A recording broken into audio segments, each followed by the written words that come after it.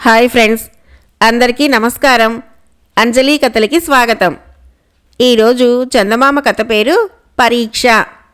చందన దేశాన్ని పరిపాలించే విక్రమవర్మకు పురుష సంతానం లేదు.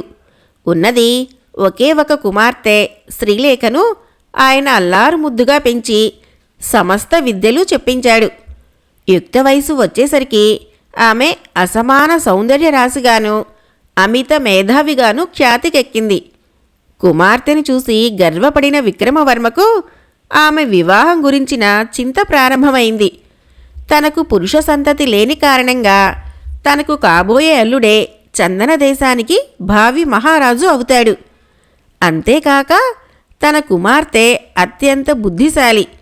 అందుచేత సునిశిత ప్రజ్ఞాశాలిని అల్లుడుగా చేసుకోవాలని విక్రమవర్మ ఆరాటపడసాగాడు. ఇలా ఉండగా ఒకసారి విక్రమవర్మ ఆస్థానానికి ఒక పండితుడు వచ్చాడు. ఆయన రాజుకు తనను తాను పరిచయం చేసుకుంటూ, మహారాజా, నన్ను కేశవభట్టు అంటారు. నా స్వదేశము మధ్వదేశము. కాశీ, తక్షశిల విద్యాపీఠాల్లో నన్ను మించినవాడు లేడన్న పేరు పొంది అనేక దేశాల పండితుల్ని ఓడించి ఆయా రాజుల చేత సన్మానాలు పొంది వస్తున్నాను. నేను 3 ప్రశ్నలు అడుగుతాను. వాటికి మీ దేశంలో ఉన్న పండిత పామరులు ఎవరైనా సమాధానాలు చెప్పవచ్చు. సరైన సమాధానాలు చెప్పగలిగితే చెప్పిన వ్యక్తి ముందు శిరస్సు వంచి నమస్కరించి నా బిరుదులు గండపెండేరము ఆ వ్యక్తిపరం చేస్తాను. కానీ అలా కాని పక్షంలో నన్ను మీ ఆస్థాన పండితుల చేత పల్లకీలో మోయించి సత్కరించి పంపాలి. అంగీకారమైన పక్షంలో చెప్పండి అన్నాడు. కేశవభట్టు అహంకార ధోరణి పండితులకే కాక విక్రమవర్మ కూడా అసహ్యకరంగా తోచింది. అయినా పైకి ఏమీ వ్యక్తం చేయకుండా, మీ షరతులకు అంగీకరిస్తున్నాం. మీరు 3 ప్రశ్నలు అడగండి. మా దేశస్థులు వాటికి 3 రోజుల్లోగా సమాధానం చెబుతారు అన్నాడు. కేశవభట్టు అంగీకారంగా తల ఊపి ఇలా చెప్పాడు. నా మొదటి ప్రశ్న, ఎవరూ కాదనలేని నిజం ఒకటి చెప్పాలి. అయితే అది తిరుగులేని అబద్ధమై ఉండాలి. రెండవ ప్రశ్న, వినిపించని శబ్దము, కనిపించని దృశ్యము ఏవి? మూడవ ప్రశ్న, కూలివాడి దగ్గర నుంచి రాజు వరకు ఏ వ్యక్తికి అయినా అతి తేలికగా లొంగిపోయేది దేనికి? కేశవభట్టు ప్రశ్నలు వినగానే విక్రమవర్మ ఆస్థాన పండితుల ముఖాలు వెలవెలాబోయాయి. దానిని గమనించిన కేశవభట్టు తనకు విజయం తప్పదని సంతోషిస్తూ రాజు దగ్గర సెలవు తీసుకుని తనకు ఏర్పాటు చేసిన విడిదికి వెళ్ళిపోయాడు. కేశవభట్టు వెళ్ళిపోగానే ఆస్థాన పండితులు జవాబుల కోసం చర్చించుకోసాగారు. మొదటి ప్రశ్నకు జవాబు ఎవరూ చెప్పలేకపోయారు. రెండవ ప్రశ్న తర్కశాస్త్రానికి సంబంధించిందై ఉండవచ్చునని, వినిపించని శబ్దం ఆకాశము, కనిపించని దృశ్యం వాయువు అయి ఉంటుందని అభిప్రాయపడ్డారు. కూలివాడి నుంచి రాజు వరకు ఎవరైనా సరే లొంగిపోయేది వ్యాధికి కావచ్చునని ఊహించారు. కానీ విక్రమవర్మకు వారి సమాధానాలు తృప్తినివ్వలేదు. ఆయన పండితులతో, కేశవభట్టు చాలా అహంకారే కావచ్చు, కానీ గొప్ప మేధావి. అతడి ప్రశ్నలు ఎంతో నిగూఢంగా ఉన్నాయి. వాటికి మీరు ఊహించిన జవాబులు అర్ధరహితం అనిపిస్తున్నాయి. సరైన జవాబుల కోసం అన్వేషణ సాగించండి అని సభచాలించి కుమార్తె అంతఃపురానికి వెళ్ళాడు. గంభీర వదనంతో వచ్చిన తండ్రిని చూసి శ్రీలేఖ ఆశ్చర్యపడింది. విక్రమవర్మ కుమార్తెకు జరిగిందంతా చెప్పి, అమ్మా, ఓటమి తప్పదేమోనని భయంగా ఉన్నది.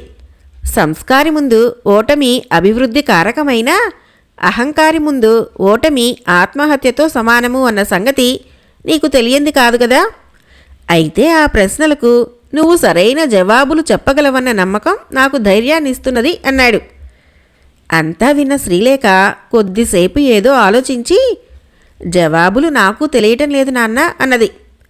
విక్రమవర్మ ఆ సమాధానానికి ఆశ్చర్యపోయి, అయితే ఇప్పుడేం చేసేటట్టు తల్లి అన్నాడు. అందుకు శ్రీలేఖ నవ్వి, నేను జవాబులు చెప్పలేకపోయినా జవాబులు దొరికే ఉపాయం చెప్పగలను. మన మంత్రి కుమారుడు రాజశేఖరుడు గొప్ప మేధావి అని విన్నాను. ఈ ప్రశ్నలకు అతడు జవాబు చెప్పగలడని నా నమ్మకం. అడిగి చూడండి అన్నది. ఈ మాటలతో విక్రమవర్మ సాలోచనగా తల పంకించి లేచి వెళ్ళిపోయాడు. విక్రమవర్మ తర్వాత పట్టపురాణి వైజయంతిదేవి దగ్గరకు వెళ్ళి సంగతి చెప్పి, దేవి, శ్రీలేఖ సంగతి నాకు బాగా తెలుసు. సమాధానాలు నిజంగా చెప్పలేకపోయినట్లయితే తనకు ఆ పాటి పాండిత్యం లేనందుకు దేశపు పరువు ప్రతిష్టల గురించి దిగులు చెంది ఉండేది. కానీ అటువంటి విచారమేదీ ఆమె ముఖంలో కనిపించలేదు. పైగా రాజశేఖరుడు తప్పక చెప్పగలడన్న విశ్వాసం, ధీమా ఆమె ముఖంలో కనిపించాయి. విషయం ఏమిటంటావు అని ప్రశ్నించాడు. వైజయంతి నవ్వి, శ్రీహృదయం వేరొక స్త్రీకే బాగా తెలుస్తుందనా నా దగ్గరకు వచ్చారు అన్నది. విక్రమవర్మ కూడా నవ్వి, అలాంటిదేం లేదు. శ్రీలేఖ విషయంలో నీ నుంచి అదనపు సమాచారం తెలుసుకోవాలని వచ్చాను అన్నాడు. అయితే వినండి, శ్రీలేఖ రాజశేఖరుణ్ణి అభిమానిస్తున్నదని దాని చిలకెత్తల ద్వారా విన్నాను. అతడు కూడా శ్రీలేఖను అభిమానిస్తున్నట్లు తెలిసింది. శ్రీలేఖ ఈ ప్రశ్నలకు అతడి నుంచి జవాబులు రాబట్టడం ద్వారా అతడి ప్రజ్ఞా విశేషాలను మనము పరీక్షించి తగిన వరుడు అవునో కాదో నిశ్చయించమని చెప్పడమే అన్నది రాణి. కుమార్తె ఆలోచన సరళికి ముగ్ధుడైన విక్రమవర్మ, అయితే ఆలస్యం దేనికి, వెంటనే అతన్ని పిలిపిద్దాం. అటు రాచకార్యము ఇటు గృహకార్యము కూడా నెరవేరుతాయి కదా అన్నాడు. మరికొద్దిసేపట్లో రాజశేఖరుడు వచ్చాడు. ఎప్పుడో ఉత్సవాల్లో తప్ప అతడిని ప్రత్యేకంగా గమనించని విక్రమవర్మ అతడి స్ఫురద్రూపాన్ని, తేజోవంతమైన ముఖవర్చస్సును పరీక్షగా చూసి కుమార్తె ఎన్నికను మనసులోనే మెచ్చుకుంటూ, కూర్చో నాయనా అన్నాడు. తర్వాత విక్రమవర్మ అతడికి విషయమంతా చెప్పి, నువ్వు తప్పక జవాబులు చెప్పగలవని శ్రీలేఖ విశ్వాసము అన్నాడు. రాజశేఖరుడు చిన్నగా నవ్వి, ప్రభు, కేశవభట్టు అత్యంత మేధావి అనే దానిలో సందేహం లేదు. అతడు శాస్త్రాన్ని, కల్పనను, వాస్తవాన్ని తన 3 ప్రశ్నలలోనూ ఇమిడ్చాడు. అతడి మొదటి ప్రశ్న తర్కశాస్త్రానికి సంబంధించినది. దానికి జవాబు, నాకు మరణం లేదు. ఇది లౌకికంగా తిరుగులేని అబద్ధం. ఎందువలనంటే సృష్టిలో మరణం లేని ప్రాణి ఏదీ లేదు. అయితే తార్కికంగా అది ఎవరూ కాదనలేని నగ్న సత్యం. కారణం, తర్కబద్ధంగా చెప్పాలంటే నేను అనే పదము ఆత్మకు వర్తిస్తుందే కానీ పాంచభౌతికమైన శరీరానికి వర్తించదు. అంటే ఆ వాక్యానికి అర్థం ఆత్మకు మరణం లేదు అని. ఆ విధంగా పైవాక్యము తార్కికంగా ఎవరూ కాదనలేని నిజము, లౌకికంగా తిరుగులేని అబద్ధము అయింది. ఇదే మొదటి ప్రశ్నకు జవాబు అన్నాడు. రాజశేఖరుడి వ్యాఖ్యానానికి సంతోషించిన విక్రమవర్మ, బాగా చెప్పావు నాయనా, మిగిలిన 2 ప్రశ్నల జవాబులు కూడా చెప్పు అన్నాడు. దానికి రాజశేఖరుడు, 2వ ప్రశ్నలో వినిపించని శబ్దం మనసు చేసే బోధ. అది శబ్ద తరంగాల ద్వారా కాక మనసు ద్వారా మెదడుకు చేరే వాక్కు. అనుభవించేవాడికి తప్ప రెండో వ్యక్తికి వినిపించదు. అలాగే కనిపించని దృశ్యం ఊహ. ఊహించుకునేటప్పుడు కళ్ళకు కట్టినట్టు కనిపించే దృశ్యము ఊహించుకునే వ్యక్తికే అనుభవం అవుతుంది. పైవి 2 స్థిరమైన అస్తిత్వాలు కలిగినవి కావు గనక, అయినప్పటికీ అనుభవ వైకవేద్యాలు కనుక వినిపించని శబ్దము, కనిపించని దృశ్యము అయినాయి. ఇదే 2వ ప్రశ్నకు జవాబు అన్నాడు. విక్రమవర్మ ఆనందంగా రాణి వైపు చూశాడు. ఆమె ప్రశంసాపూర్వకంగా నవ్వుతూ, చాలా బాగా చెప్పావు నాయనా అన్నది. తర్వాత రాజశేఖరుడు ఇక 3వ ప్రశ్నకు జవాబు పొగడ్తా. కూలీవాడి దగ్గర నుంచి రాజు వరకు అతి తేలికగా లొంగిపోయేది పొగడ్తలకే గదా అంటూ ముగించాడు. విక్రమవర్మ చప్పట్లు చరుస్తూ, శభాష్ రాజశేఖర, చాలా చక్కటి జవాబులు చెప్పావు. నీ తెలివికి ఇంకొక పరీక్ష పెడుతున్నాను. ఇప్పుడు నీకు కనిపించనిది, నాకు కనిపించేది అయిన దృశ్యం ఏమిటో చెప్పు చూద్దాం అన్నాడు. రాజశేఖరుడు చిరునవ్వుతో, పొరబడుతున్నారు మహారాజా, మీకు కనిపించే దృశ్యం నాకు కనిపిస్తున్నది అన్నాడు. రాజు ఆశ్చర్యపడి, నీకు కనిపిస్తున్నదా, అదేమిటో చెప్పు అని అడిగాడు. రాజశేఖరుడు కొద్దిగా సంకోచిస్తూ, మీ అమ్మాయి నాకు వరమాల వేస్తున్న దృశ్యం అన్నాడు. ఆ జవాబు విని రాణి వైజయంతి మనసులోనే నవ్వుకున్నది. విక్రమవర్మ మాత్రం కోపం నటిస్తూ, ఏమిటి, ఏదో 3 ప్రశ్నలకు జవాబులు చెప్పినంత మాత్రాన రాజకుమార్తెనిచ్చి వివాహం చేస్తాననుకున్నావా అన్నాడు. రాజశేఖరుడు నవ్వి, మీకు ఆ ఉద్దేశం లేని పక్షంలో ప్రశ్నలకు సరైన జవాబులు నేను చెప్పగానే మెచ్చుకొని బాగానే ఉన్నాయి, కానీ ఇవి సరైనవి అవునో కాదో కేశవభట్టు చెప్పాలి కదా అని ఉండేవాళ్ళు. అంతేగాని రాజకార్యాలను మర్చిపోయి నన్ను ఇంతగా ప్రశంసించి నా తెలివికి ఇంకొక పరీక్ష పెట్టి ఉండేవారు కాదు అన్నాడు. ఆ మాటలు వింటూనే విక్రమవర్మ ఆనందంతో రాజశేఖరుణ్ణి కౌగలించుకొని, నాయనా, తిరుగులేని ఆత్మవిశ్వాసం గల నువ్వు మా శ్రీలేఖకు తగిన వరుడివి. మన ఇద్దరికీ కనిపించిన దృశ్యాన్ని త్వరలోనే అందరికీ కనిపించేటట్టు చేస్తాను అన్నాడు. ఆ సాయంత్రమే సభ ఏర్పాటయింది. సభకు కేశవభట్టుతో పాటు రాణి వైజయంతిదేవి, శ్రీలేఖ, రాజశేఖరుడు కూడా వచ్చారు. నిండు సభలో రాజశేఖరుడి సమాధానాలు విన్న కేశవభట్టు అతడి సమాధానాలు సరైనవేనని అంగీకరిస్తూ తాను ఓడిపోయినట్టు ఒప్పుకొని శిరస్సు వంచి రాజశేఖరుడికి నమస్కరించి తన బిరుదులన్నీ అతడి పరం చేసి తన గండపెండేరాన్ని తీసి రాజశేఖరుడికి స్వయంగా తొడిగాడు. తర్వాత సభాసదుల శుభాశీస్సుల మధ్య శ్రీలేఖ రాజశేఖరుడి మెడలో వరమాల వేసింది. కథ అయిపోయింది ఫ్రెండ్స్. ఇప్పుడు మరొక కథ చెప్పుకుందాం. ఈ బేతాళ కథ పేరు కీర్తిచంద్రిక నిర్ణయము. పట్టు వదలని విక్రమార్కుడు చెట్టు వద్దకు తిరిగి వెళ్ళి చెట్టుపై నుంచి శవాన్ని దించి భుజాన వేసుకొని ఎప్పటిలాగే మౌనంగా శ్మశానం కేసి నడవసాగాడు. అప్పుడు శవంలోని బేతాళుడు, రాజా, నీ పట్టుదల, శ్రమకు ఓర్చగల శక్తి చూస్తుంటే నిన్ను అభినందించకుండా ఉండలేకపోతున్నాను. అయితే తీరా కార్య సాఫల్యం అయ్యాక దాన్ని అవివేక కారణంగానో అర్ధహీనమైన పట్టింపుల వలనో చేజేతులా పోగొట్టుకోగలవేమో అన్న అనుమానం కలుగుతూ ఉన్నది. ఇందుకు ఉదాహరణగా కీర్తిచంద్రిక అనే రాకుమారి కథ చెబుతాను.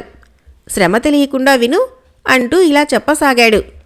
స్వర్ణదీప్తి రాజ్యాన్ని పాలించే విశ్వక్రాంతుడు ప్రజాభిమానాన్ని చూరగొన్న రాజు. అతడికి అజాత శత్రువన్న పేరు ఉండేది. సాటి రాజులు పరిపాలనలో విశ్వక్రాంతుణ్ణి ఆదర్శంగా భావించేవారు. విశ్వక్రాంతుడికి చంద్రదీప్తుడు ఒక్కడే కొడుకు. అతను యుక్త వయస్కుడయ్యే నాటికి సద్గుణవంతుడిగాను అంతకు మించి పరాక్రమశాలిగాను కీర్తిగాంచాడు. దానితో కుమార్తెలున్న మహారాజులు అతడిని తమ అల్లుడుగా చేసుకోవాలని ఉవ్విళ్ళూరసాగారు. వారిలో సౌగంధి రాజ్యం రాజు సూర్యకేతుడు ఒకడు. సూర్యకేతుడు విశ్వక్రాంతుడికి ఆప్తమిత్రుడు. తన కుమార్తె కీర్తిచంద్రికను చంద్రదీప్తుడికిచ్చి వివాహం చెయ్యాలని అతడు ఆలోచిస్తున్న తరుణంలో కీర్తిచంద్రిక చెలికత్తె ద్వారా అతడికొక విషయం తెలియవచ్చింది.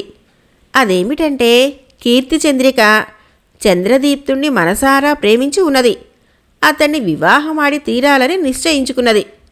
ఈ సంగతి తెలిసాక సూర్యకేతుడు విశ్వక్రాంతుణ్ణి స్వయంగా కలుసుకొని, నీ కుమారుణ్ణి నేనెరుగుదును. నా కుమార్తెను నువ్వు చూసే ఉన్నావు. ఆమెను నీ కోడలుగా చేసుకుని మన స్నేహాన్ని బంధుత్వంగా మార్చు అని కోరాడు. స్నేహితుడి కోరిక విన్న విశ్వక్రాంతుడు ఎంతగానో సంతోషించి అప్పటికప్పుడు చంద్రదీప్తుడికి కబురు పంపాడు.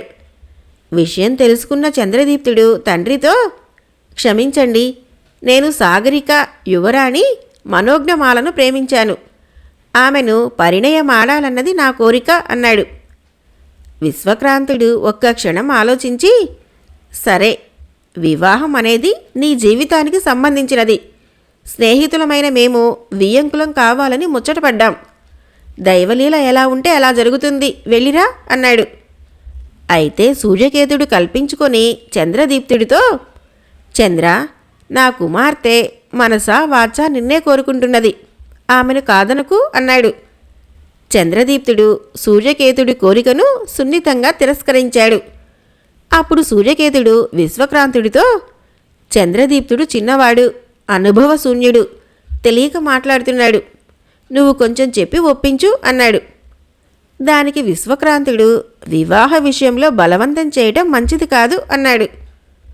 పోనీ మనోజ్ఞమాలతో పాటు నా కుమార్తెను కూడా వివాహమాడమని నీ కుమారుడికి ఎందుకు చెప్పకూడదు అని అడిగాడు సూర్యకేతుడు అసహనంగా. తండ్రి జవాబిచ్చే లోపలే చంద్రదీప్తుడు, క్షమించండి, మా వంశంలోని వారందరూ ఏకపత్నీవ్రతులు అన్నాడు. అది వింటూనే సూర్యకేతుడు కోపోద్రిక్తుడై ఈ వివాహానికి అంగీకరించని పక్షంలో తీవ్ర పరిణామాలను ఎదుర్కొనవలసి వస్తుంది అని రథం ఎక్కి తన రాజ్యానికి వెళ్ళిపోయాడు.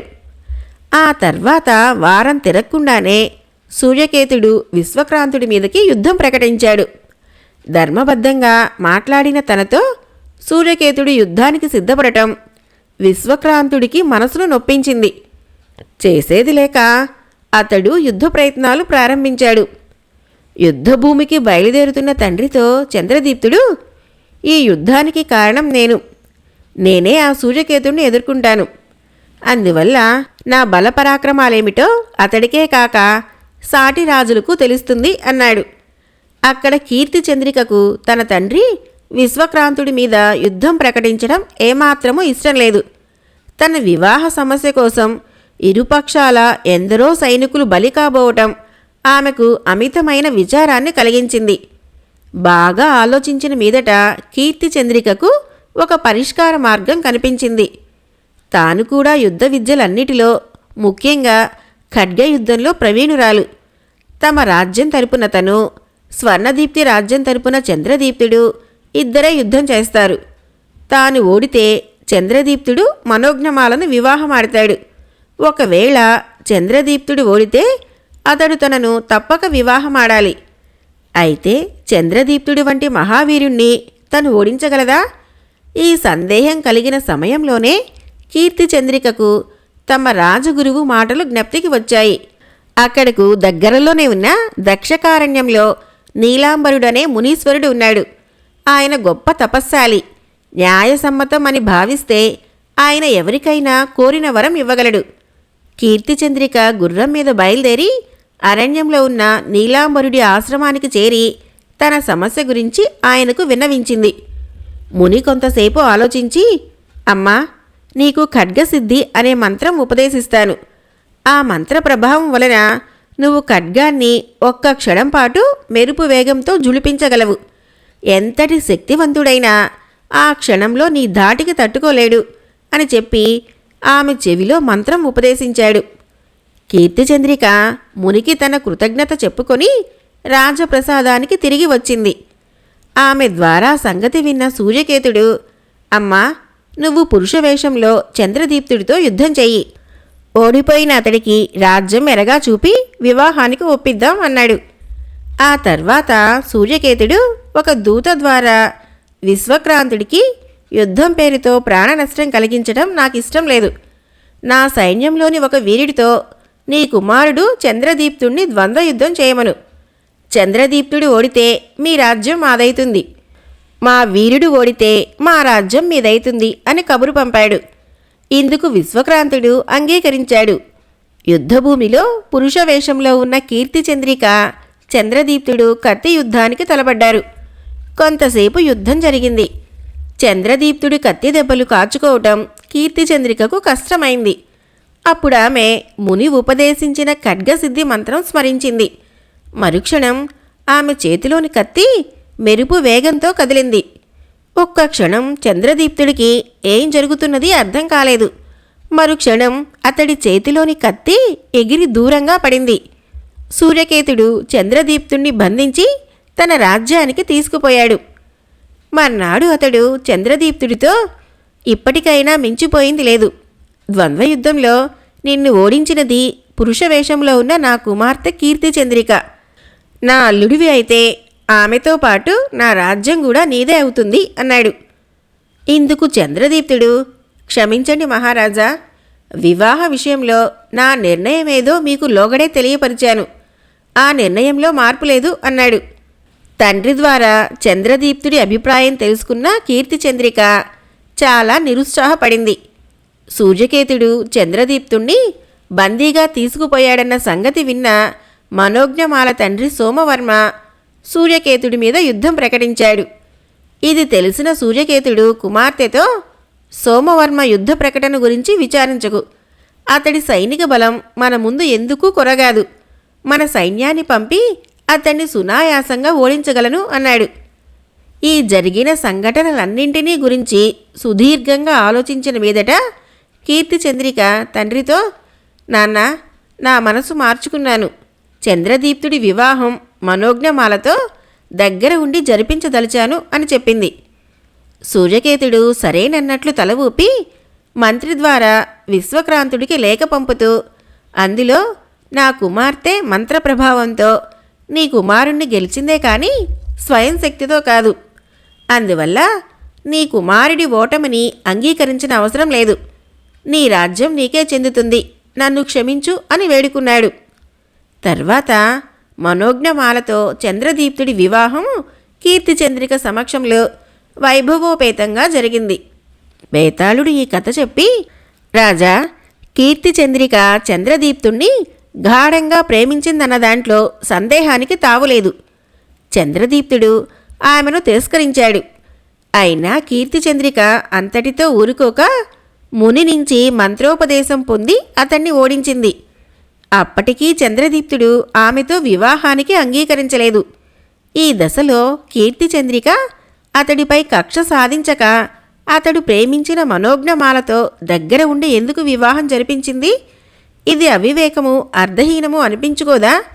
ఈ సందేహాలకు సమాధానం తెలుసు కూడా చెప్పలేకపోయావో నీ తల పగిలిపోతుంది అన్నాడు. దానికి విక్రమార్కుడు, కీర్తిచంద్రిక స్వతహాగా సాత్వికురాలు. యుద్ధం వలన ఎందరో ప్రాణాలు కోల్పోవటం ఇష్టం లేక, అయినా చంద్రదీప్తుడిపై గల ప్రేమను మరిచిపోలేక మునిని ఆశ్రయించి మంత్రోపదేశం పొందింది.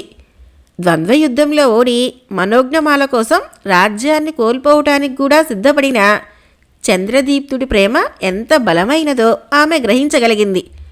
ఈ పరిస్థితుల్లో స్త్రీ సహజమైన ఓర్పు, త్యాగం ప్రదర్శించి మనోజ్ఞమాలతో చంద్రదీప్తుడి వివాహం జరిపించింది. అంతేకాని అవివేకము, అర్ధహీనమైన ఆలోచనల వల్ల మాత్రం కాదు అన్నాడు.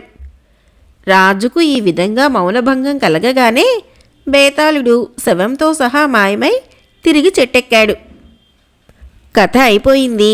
ఫ్రెండ్స్, నా కథలు నచ్చినట్లయితే మన ఛానల్ని తప్పకుండా సబ్స్క్రైబ్ చేయండి, లైక్ చేయండి, షేర్ చేయండి, మంచి కామెంట్ చేయండి.